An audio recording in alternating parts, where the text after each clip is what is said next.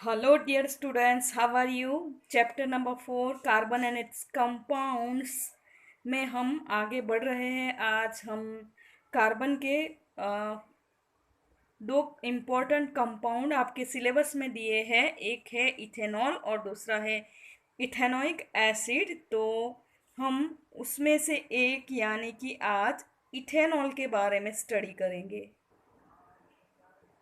तो dear students, ethanol का formula होता है C2H5OH और इथेनोइक एसिड का फॉर्मूला होता है CH3COOH। तो इथेनॉल जो है उसको हम कौन कौन से नाम से जानते हैं। तो इथेनॉल को हम जनरली अल्कोहल के नाम से जानते हैं और उसका दूसरा नाम इथाइल अल्कोहल भी है। वैसे तो उसके बहुत सारे नेम्स है। तो इथेनॉल या alcohol, ethyl alcohol, spirit, tincture, ठीक है, ये सारे नाम हैं इथेनॉल के डियर स्टूडेंट्स। और इसमें आप देख पा रहे हो कि फॉर्मूला के अंदर जो फंक्शनल ग्रुप है वो कौन सा है बच्चों? OH। फंक्शनल ग्रुप जो है वो OH है। अब देखते हैं कि इथेनॉल का लार्ज स्केल के ऊपर प्रोडक्शन कैसे किया जाता है। तो बच्चों, जो शुगर फैक्ट्री होती है, तो शुगर फैक्ट्रीज के अंदर शुगर कैन को ले जाते हैं। उसके बाद उसके ऊपर बहुत सारी प्रोसेस होती है। उसके मतलब गन्ने में से जो है शुगर कैन में से रस निकाल देते हैं उसको। मतलब उसका जो रस होता है गन्ने का, उसके ऊपर बहुत सारे प्रोसेस होते हैं और फिर उसको क्रिस्टलाइन फॉर्म में लाया जाता है। तब कुछ जो है बाई प्रोडक्ट्स भी मिलते हैं डियर स्टूडेंट्स। तो यहाँ पे एक प्रोडक्ट मिलता है मोलासिस, जिसके अंदर होता है सुक्रोज। तो ये एक लिक्विड होता है ब्राउन कलर का। तो उसके ऊपर इन्वर्टेज नाम का एक एंजाइम जो है वो वर्क करता है और ये सुक्रोज जो है उसको ब्रेक डाउन करता है। क्या करता है? ये सुक्रोज के मॉलिक्यूल को जो है तोड़ देता है बच्चों। और सुक्रोज का मॉलिक्यूल दो चीज़ का बनता है, एक ग्लूकोज का, दूसरा फ्रुक्टोज का। तो यहाँ पे जो ग्लूकोज मिलता है वो ग्लूकोज के ऊपर और एक एंजाइम वर्क करता है जिसका नाम है जाइमेज। और ये जाइमेज जो है ये ग्लूकोज को इथेनॉल में कन्वर्ट करता है डियर स्टूडेंट्स। तो ये था इंडस्ट्रियल प्रोडक्शन और साथ साथ में कार्बन डाइऑक्साइड भी प्रोड्यूस होता है। तो बच्चों, अगर केमिकल इक्वेशन लिखना हो तो सुक्रोज का फॉर्मूला जो होता है वो होता है C12H22O11 और साथ में वाटर लेके इन्वर्टेज एंजाइम वर्क करने पे C6H12O6। और दूसरा भी मतलब C6H12O6 दो बार लिखा है, तो दोबारा इसीलिए लिखा है कि ग्लूकोज और फ्रुक्टोज दोनों के जो केमिकल फार्मूलाज है, केमिकल फार्मूला है, वो दोनों के सेम होते हैं। तो यहाँ पे अगर C6H12O6 यानी कि यहाँ पे ग्लूकोज की बात हो रही है, उसके ऊपर एंजाइम वर्क करेगा तो मिलेगा इथेनॉल और साथ में मिलेगा कार्बन डाइऑक्साइड। ठीक है बच्चों, यहाँ पे अगर ग्लूकोज और फ्रुक्टोज की बात करें तो उसमें स्ट्रक्चरल फॉर्मूला अगर देखें डीप में तो थोड़ा फ़र्क है, लेकिन आपके लेवल पे उसको डीप में डिटेल में अभी जानने की ज़रूरत नहीं है। अगर आप साइंस स्ट्रीम में आगे बढ़ोगे तो ऑलरेडी वो सिलेबस में आएगा। ठीक है बच्चों, हम आगे बढ़ते हैं अल्कोहल की फिज़िकल प्रॉपर्टी की ओर। तो अल्कोहल जो है वो हाईली इन्फ्लामेबल होता है, यानी कि बहुत जल्दी से वो आग पकड़ लेता है। दूसरी बात ये कि नेचर में न्यूट्रल होता है, यानी कि ना तो एसिडिक होता है ना तो बेसिक होता है। तो अल्कोहल के अंदर रेड या ब्लू लिटमस डीप हम करते हैं तो दोनों में से कोई भी लिटमस का कलर चेंज नहीं होगा।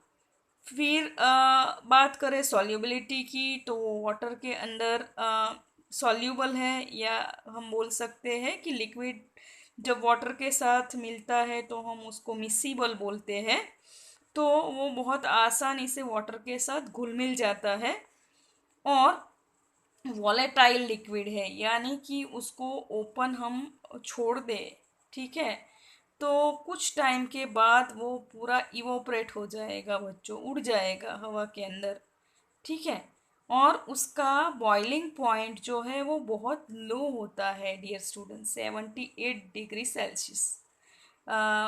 और अगर बात करें तो वो बहुत ही अच्छा सॉल्वेंट है। तो इसीलिए जो अल्कोहल है उसको इंडस्ट्रीज में बहुत ज़्यादा उसका इम्पोर्टेंस है। तो बहुत लार्ज स्केल में वो यूज़ होता है बच्चों।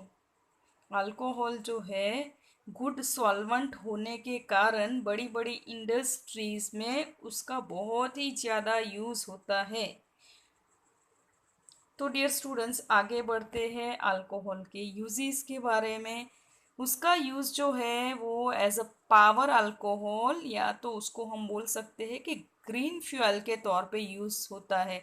तो डियर स्टूडेंट्स, ये जो ग्रीन फ्यूल है, फ्यूल फ्यूल तो अब समझ में आ गया, ठीक है, फ्यूल के तौर पे गाड़ियों में यूज़ होता है। तो उसको ग्रीन फ्यूल क्यों बोला जाता है? तो आओ बच्चों, एक इक्वेशन में आपको दिखाती हूँ। तो उसको ग्रीन फ्यूल इसलिए बोला जाता है कि उसका जब कंबशन होता है ऑक्सीजन की प्रेजेंस में, तो dear students, carbon dioxide and water produce होता है और साथ में हीट प्रोड्यूस होती है। यहाँ पे ना तो सल्फर डाइऑक्साइड गैस प्रोड्यूस होता है, ना तो नाइट्रोजन के ऑक्साइड्स प्रोड्यूस होते हैं। तो वैसे देखने जाए तो कम पॉल्यूशन करता है, इसीलिए इसको क्या बोल सकते हैं, ग्रीन फ्यूल। दूसरी बात, अल्कोहल आप किसी से अनजान तो नहीं है, सबको पता है कि अल्कोहल का सबसे बड़ा यूज़ जो है इंडस्ट्रीज़ के बाद वो बेवरेजेस के तौर पे होता है डियर स्टूडेंट्स। लोग उसको बहुत ज़्यादा मतलब पीने के यूज़ में लेते हैं, लेकिन ये बिल्कुल अच्छी बात नहीं होती है। शराब पीना बहुत गलत बात होती है। और अगर उसके और यूजेस की बात करें तो वो एंटीसेप्टिक के तौर पे भी उसका यूज़ होता है, इम्पोर्टेंट सॉल्वेंट के रूप में यूज़ होता है। दूसरा, वो परफ्यूम के मैन्युफैक्चर में भी यूज़ होता है बच्चों, ठीक है।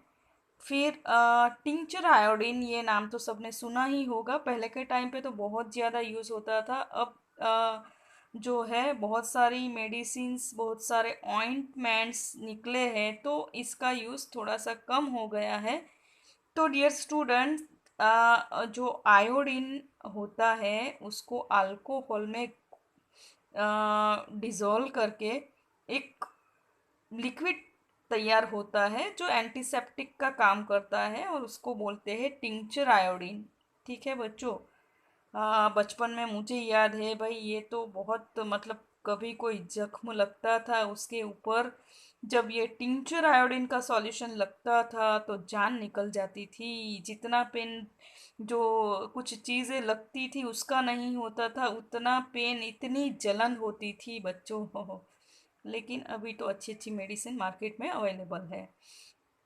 आगे बढ़ते हैं। जो अच्छी क्वालिटी वाले थर्मोमीटर होते हैं, या उसको बोलते हैं हम हाई प्रिसीजन, यानी कि वो बहुत ही एक्यूरेट वैल्यू टेम्परेचर की मेज़र कर सकता है, ऐसे वाले थर्मोमीटर के मैन्युफैक्चरिंग में भी मर्क्यूरी की जगह अल्कोहल का यूज़ किया जाता है डियर स्टूडेंट्स। दूसरा, कि कोल्ड रीजन में जो कार वगैरह यूज़ होता है उसके रेडिएटर के अंदर जो वाटर डालते हैं वो वाटर फ्रीज ना हो जाए, इसीलिए उसमें एंटी फ्रीज के तौर पे भी अल्कोहल का यूज़ किया जाता है बच्चों। दूसरा, कि कॉस्मेटिक्स में भी उसका यूज़ होता है। और जो सोप्स होते हैं, ट्रांसपेरेंट सोप्स होते हैं, कई ऐड में दिखाते भी हैं, तो ट्रांसपेरेंट सोप के मैन्युफैक्चर में भी अल्कोहल का यूज़ होता है। तो डियर स्टूडेंट्स, मैंने जैसे इसके यूजेस दिखाए, उसमें मैंने दूसरा यूज़ जो देखा था कि अल्कोहलिक बेवरेज जिसमें अल्कोहल का यूज़ होता है, तो हम उसके कुछ हार्मफुल इफ़ेक्ट्स मैं आप लोगों को बताऊंगी ना भाई, टीचर हूँ आपकी, तो हमेशा आपको सही दिशा में ले जाना मेरा कर्तव्य है बच्चों। तो आपको इसके जो हार्मफुल इफ़ेक्ट है उसके बारे में आपको पता है, तो आप वो जानकारी जो है आप खुद के लिए भी अवेयर हो जाओगे, और जानकारी होगी इसके हार्मफुल इफ़ेक्ट की, तो आप दूसरों को भी गाइडेंस दे सकते हो, है ना बच्चों। तो शराब पीने पे नशा होता है, इसीलिए बहुत सारे लोग नशा करने के लिए शराब का यूज़ करते हैं। तो डियर स्टूडेंट्स, ये जो शराब होती है पीने के बाद सीधी उसकी इफ़ेक्ट सेंट्रल नर्वस सिस्टम पे होती है, और कभी कभी जो है ये इथेनॉल के प्रोडक्शन में साथ साथ में मिथेनॉल का भी प्रोडक्शन हो जाता है। तो ऐसी वाली शराब जो है वो सही में जानलेवा साबित हो सकती है बच्चों। ठीक है, इसीलिए उसको डीनेचर्ड किया जाता है। तो डीनेचर्ड करने के लिए उसके अंदर कॉपर सल्फेट या मिथेनॉल डाला जाता है, और जो है उसका कलर चेंज कर दिया जाता है, कुछ पॉइजनस सब्सटेंसेस मिला दिए जाते हैं जब इंडस्ट्रीज़ में उसकी सप्लाई होती है, ताकि जो इंडस्ट्रीज़ में लोग इसको जो है उसका मेन पर्पस जो भी चीज़ों का प्रोडक्शन करना है वही रखने के लिए ये सारी चीज़ें उसको उसके अंदर, जैसे कि कॉपर सल्फेट है, मिथेनॉल है, और पायरिडीन है, वैसे सारे सब्सटेंसेस उसके अंदर ऐड करके उसको डीनेचर्ड किया जाता है बच्चों। तो आप सभी को पता है कि जो लोग शराब पी के गाड़ी चलाते हैं तो वो लोग एक्सीडेंट भी करते हैं, क्योंकि सबको पता है कि पीने वाले को होश नहीं रहता, बाद में वो जो है क्राइम भी करते हैं। तो आप लोगों ने देखा होगा क्राइम पेट्रोल में कई बार कई इंसिडेंट बताते हैं कि शराब बराब पी के वायोलेंस भी करते हैं, जो ना करने वाले काम भी करते हैं। तो डियर स्टूडेंट्स, ये सारी चीज़ें सोसाइटी में से हटानी हो तो आप सबके अंदर ये अवेयरनेस लाना बहुत ज़रूरी है, इसीलिए मैं आपके साथ ये वाली चीज़ डिस्कस कर रही हूँ। तो आप भी शराब मत पीना, और कोई पी रहा है तो उनको भी रोकना, ठीक है बच्चों। अब उसके हार्मफुल इफ़ेक्ट में आगे बढ़ते हैं कि शराब पीने से वॉमिटिंग होता है, विज़न ब्लर हो जाता है, और शराबी जो है वो बोलते हैं तब वो बोलने में भी हकला जाते हैं, तो ये भी एक इफ़ेक्ट ही है। दूसरा, लंबे वक्त तक शराब पीने से बहुत सारी हेल्थ रिलेटेड बहुत सारे प्रॉब्लम्स आते हैं। किडनी फेल हो जाती है, लीवर फेल हो जाता है, लीवर सिरोसिस होता है बच्चों। तो पीने वाले को तो मतलब देखो, इकोनॉमिकली देखने जाए तो भी लॉस होगा, हेल्थ के साइड से देखेंगे तो वो भी लॉस होगा, और पीने वाले के फैमिली को भी बहुत ज़्यादा सफ़र करना पड़ता है। तो डियर स्टूडेंट्स, बस यही मोरल वैल्यू दूंगी मैं इसके ऊपर से, ना कभी पियो ना किसी को पीने दो। अब हम आगे बढ़ते हैं केमिकल प्रॉपर्टीज़ की ओर। तो पहला हम लोगों ने देख लिया कंबशन, ग्रीन फ्यूल वाला एग्जाम्पल, कि इथेनॉल का जो है कंबशन होता है ऑक्सीजन की प्रेजेंस में। तो ऑक्सीजन के बगैर तो भाई कंबशन होगा ही कैसे, नहीं होगा, है ना। तो कार्बन डाइऑक्साइड और वाटर प्रोड्यूस होता है, बहुत ज़्यादा हीट प्रोड्यूस होती है, तभी तो ये फ्यूल के तौर पे यूज़ होता है बच्चों। तो इसीलिए इसको ग्रीन फ्यूल बोलते हैं कि सल्फर के ऑक्साइड और नाइट्रोजन के ऑक्साइड प्रोड्यूस यहाँ पे नहीं होते हैं, इसीलिए इसको ग्रीन फ्यूल बोला जाता है। डियर स्टूडेंट्स, अब जो है ये वाले इक्वेशंस बोर्ड के पॉइंट ऑफ व्यू से बहुत ही ज़्यादा इम्पोर्टेंट है, तो उसके ऊपर अच्छे से ज़्यादा ध्यान दीजिए कि इथेनॉल जो है वो इथेनोइक एसिड के प्रोडक्शन में यूज़ होता है। तो इथेनॉल जो है यहाँ पे आप C2 H5 भी लिख सकते हो या CH3 CH2OH भी लिख सकते हो। उसका ऑक्सीजन के साथ रिएक्शन होता है। ये स्टूडेंट यहाँ पे ऑक्सीजन O2 नहीं लिखा है मैंने, देखो ध्यान से देखो, यहाँ पे मैंने O लिखा है। O का मतलब नासेंट ऑक्सीजन, यानी कि ये एटॉमिक फॉर्म में है, ना कि मॉलिक्यूलर फॉर्म में। ठीक है, तो यहाँ पे एटॉमिक फॉर्म में होना बहुत ज़रूरी है। तो ये एटॉमिक फॉर्म में जो है कुछ रिएक्टेंट की वजह से आता है। यहाँ पे एरो के ऊपर मैंने लिखा है, ये वाले जो रिएक्टेंट्स है उसका दूसरा नाम बायर रिएक्टेंट्स है। इसीलिए ये वाले रिएक्शन को बायर्स रिएक्शन के नाम से भी जाना जाता है, जिसके अंदर NaOH के साथ KMnO4 जो है वो मिलाते हैं, तब जो है ये रिएक्शन होता है और इससे हमें मिलता है इथेनोइक एसिड प्लस वाटर।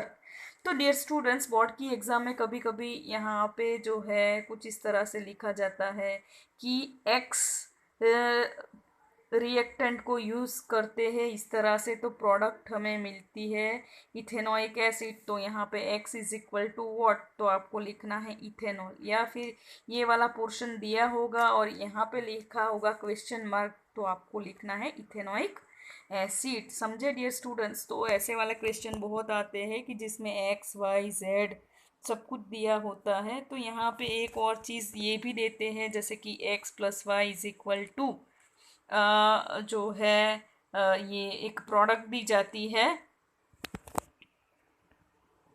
तो डियर स्टूडेंट्स, इथेनॉल का रिएक्शन जब इथेनोइक एसिड के साथ होता है in the presence of sulphuric concentrated sulphuric acid, तो मिलता है एस्टर।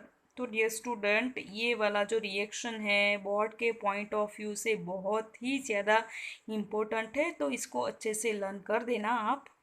तो यहाँ पे जो है प्लेजेंट स्मेल आती है, तो आप समझ सकते हो कि मैंने पहले आगे आपको यूजेस में बताया कि इथेनॉल जो है उसका यूज़ परफ्यूम के मैन्युफैक्चरिंग में होता है। तो डियर स्टूडेंट, समझ में आया? ये प्लेजेंट स्मेल यानी कि मीठी मीठी खुशबू आती है इसकी एस्टर की, इसीलिए इसका यूज़ जो है परफ्यूम के प्रोडक्शन में होता है। तो फिर से एक बार, इथेनॉल प्लस इथेनोइक एसिड, तो यहाँ पे डियर स्टूडेंट्स H और OH एक दोनों के साथ एक दूसरे के साथ रिएक्ट होके वाटर बनाते हैं, और ये वाला जो पार्ट है CH3COO, ठीक है, तो ये रहा CH3COO, और ये वाला जो पार्ट है CH3CH2, तो यहाँ पे मैंने CH3CH2 की जगह पे C2H5 लिख दिया है। तो आप ऐसा ज़रूरी नहीं है, यहाँ पे CH3CH2, यहाँ पे CH2CH3 भी लिख सकते हो। ठीक है, तो डियर स्टूडेंट्स आगे बढ़ते हैं। Reaction with concentrated sulphuric acid. तो कॉन्सेंट्रेटेड सल्फ्यूरिक एसिड है, उसका काम भाई क्या है, वो पानी को दूर हटाता है, उसका काम डिहाइड्रेशन का है, यानी कि वो जो है रिएक्टेंट होता है उसके अंदर से वो पानी के मॉलिक्यूल को दूर हटाता है बच्चों। और यहाँ पे आप देख सकते हो कि इथेनॉल का रिएक्शन कॉन्सेंट्रेटेड सल्फ्यूरिक एसिड के साथ होता है, तो मिलता है इथीन। याद करो बच्चों, अनसैचुरेटेड हाइड्रोकार्बन चैप्टर के पहले स्टार्टिंग के जो वीडियोस है उसमें मैंने आपको बताया था। तो ये मिलता है इथीन, इथीन, इथीन। हाँ हाँ, तो यहाँ पे आपको पता होगा कि एक डबल बॉन्ड होता है। ठीक है बच्चों, तो इथीन के प्रोडक्शन में जो है रिएक्टेंट के तौर पे इथेनॉल को लिया जाता है, और डिहाइड्रेशन करेगा तो क्या करेगा, वाटर का मॉलिक्यूल जो है उसको सल्फ्यूरिक एसिड दूर हटाएगा। तो डियर स्टूडेंट्स, अगर कोई सब्सटेंस अननोन है, वो अगर आपको जानना है कि ये वाला दिया गया सब्सटेंस जो है वो इथेनॉल है कि नहीं, वो जानने के लिए ये वाले दो टेस्टिंग लैब में होते हैं। एक तो वो सब्सटेंस अगर इथेनोइक एसिड के साथ कॉन्सेंट्रेटेड सल्फ्यूरिक एसिड की प्रेजेंस में प्लेजेंट स्मेल वाला एस्टर दे, तो समझना है कि ये इथेनॉल है। और जो है कॉन्सेंट्रेटेड H2SO4 के साथ ये इथिन तो देता है डियर स्टूडेंट्स, लेकिन हाँ ये वाला रिएक्शन किया जाता है लैब में। ये वाला तो प्रोडक्शन में यूज़ होता है, लेकिन लेबोरेटरी के अंदर एक ये रिएक्शन और दूसरा ये सोडियम मेटल के साथ रिएक्शन होता है। तो इथेनॉल जो है आप लोगों को पता होगा डियर स्टूडेंट्स कि मेटल्स एंड नॉन मेटल्स वाले चैप्टर में मैंने आप लोगों को पढ़ाया था, ठीक है। तो यहाँ पे कुछ हाइड्रोजन गैस वाली चीज़ सिखाई थी मैंने। तो इथेनॉल जो है वो सोडियम मेटल के साथ सोडियम इथोक्साइड प्रोड्यूस करता है डियर स्टूडेंट्स। क्या प्रोड्यूस करता है? सोडियम इथोक्साइड प्रोड्यूस करता है, और हाइड्रोजन गैस जो है वो प्रोड्यूस होती है। तो आप सभी को पता है कि बर्निंग कैंडल को अगर हाइड्रोजन गैस के नज़दीक हम ले जाते हैं तो पॉप साउंड देता है। जैसे कि आप दीपावली में वो पॉप अप फोड़ते हो ना, वैसे ही पॉप साउंड आएगी और फिर हमको वो पता चल जाएगा कि ये जो गैस प्रोड्यूस हो रहा है वो हाइड्रोजन गैस है। तो डियर स्टूडेंट्स, ये वाला जो रिएक्शन है वो 11th-12th में अगर आप साइंस स्ट्रीम में जाओगे तो ये चीज़ आपको प्रैक्टिकल में भी करनी पड़ेगी कि दिया गया लिक्विड जो है इथेनॉल है वो जानना है, तो उसके अंदर सोडियम मेटल डालनी पड़ेगी, और सोडियम मेटल डालते ही जो बबल्स दिखने हो स्टार्ट हो जाएंगे और बर्निंग कैंडल पास में ले जाओगे तो पॉपअप साउंड आएगा और साथ में प्रोड्यूस होगा सोडियम इथोक्साइड। लेकिन डियर स्टूडेंट्स, एक चीज़ आपको ध्यान रखनी है, कभी भी प्रैक्टिकल करो सोडियम मेटल का तो आपको बहुत ही ज़्यादा ध्यान रखना है, क्योंकि सोडियम मेटल जो है वाटर के साथ या एयर के कांटेक्ट में आने पे क्या करता है? ब्लास्ट होता है डियर स्टूडेंट्स। तो यहाँ पे बहुत प्रिकॉशंस लेने पड़ते हैं, और कभी भी ये वाला प्रैक्टिकल टीचर की प्रेजेंस में ही करना है बच्चों। आपको टीचर की प्रेजेंस में ही ये सारे प्रैक्टिकल करने होते हैं। आपको कभी भी ये वाला प्रैक्टिकल ऐसे ही नहीं करना है। और डियर स्टूडेंट्स, जब ये प्रैक्टिकल करो तो सही में आपको ये वाली स्मेल बहुत अच्छी लगेगी, मैं सच बोलती हूँ। और सही में तब पता चलेगा कि ये जो है इसका यूज़ परफ्यूम के प्रोडक्शन में क्यों होता है। तो डियर स्टूडेंट्स, ये वाला जो वीडियो था वो इथेनॉल के ऊपर था। तो कार्बन एंड इट्स कंपाउंड में ये वाला इथेनॉल कंपाउंड बहुत ही ज़्यादा इम्पोर्टेंट था। अब हम नेक्स्ट वीडियो में मिलते हैं इथेनॉइक एसिड के साथ, जो कि यहाँ पे हम लोगों ने देख लिया इथेनॉइक एसिड जो है उसका ये वाला रिएक्शन इथेनॉल के साथ बहुत ही इम्पोर्टेंट है। तो हम इथेनॉइक एसिड के टॉपिक में भी इसको हम दोबारा डिस्कस कर लेंगे, ठीक है। तो बोर्ड के पॉइंट ऑफ व्यू से ये वाले टॉपिक को बच्चों अच्छे से कर लेना, क्योंकि बहुत बार इसमें से बहुत सारे क्वेश्चन बोर्ड की एग्ज़ाम में पूछे जाते हैं।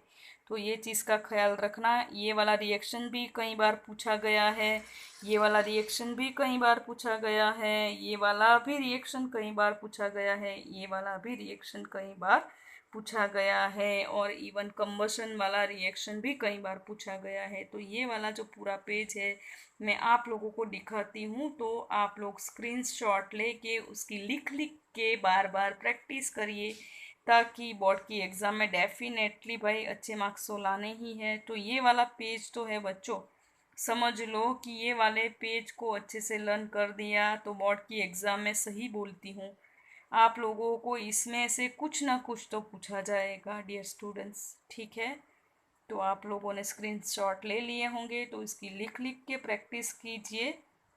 तो बस आज का वीडियो मैं यहीं पे एंड करती हूँ, और wish you all the best. Take care, bye, Jai Hind.